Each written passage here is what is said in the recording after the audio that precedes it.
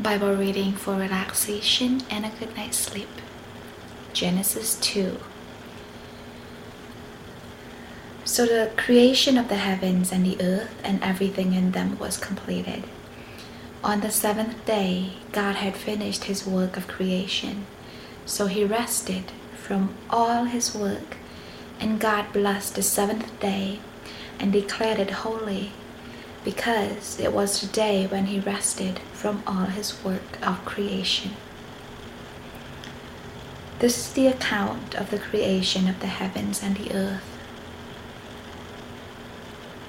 When the Lord God made the earth and the heavens, neither wild plants nor grains were growing on the earth.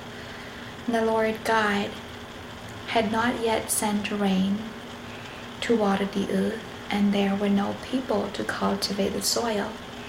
Instead, springs came up from the ground and watered all the land. Then the Lord God formed the man from dust of the ground. He breathed the breath of life into the man's nostrils, and the man became a living person. Then the Lord God planted a garden in Eden in the east, and there he placed the man he had made.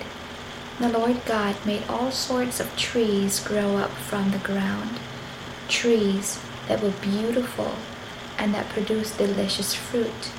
In the middle of the garden, he placed the tree of life and the tree of the knowledge of good and evil. A river watered the garden and then flowed out of Eden and divided into 4 branches.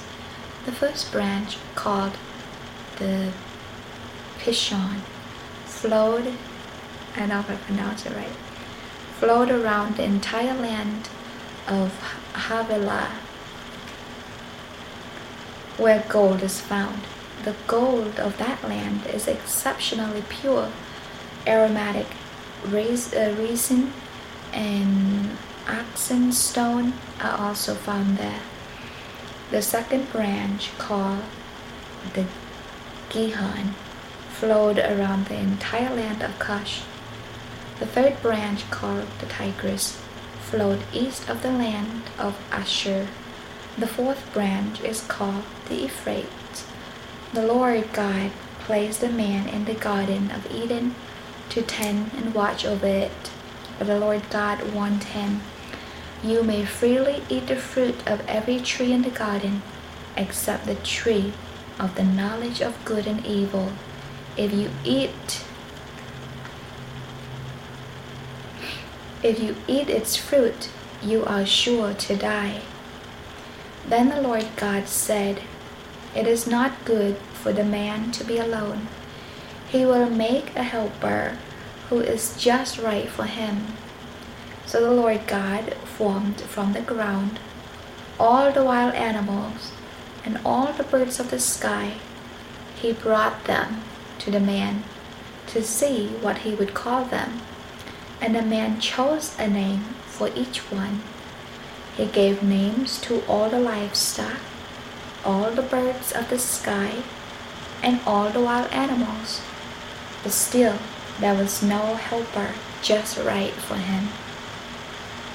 So the Lord God caused the man to fall into a deep sleep. While the man slept, the Lord God took out one of the man's ribs and closed up the opening.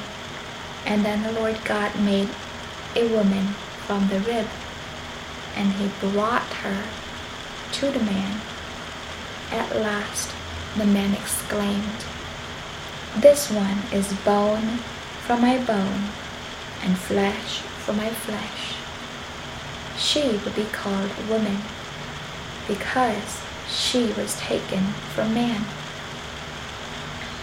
This explains why a man leaves his father and mother and is joined to his wife, and the two are united into one.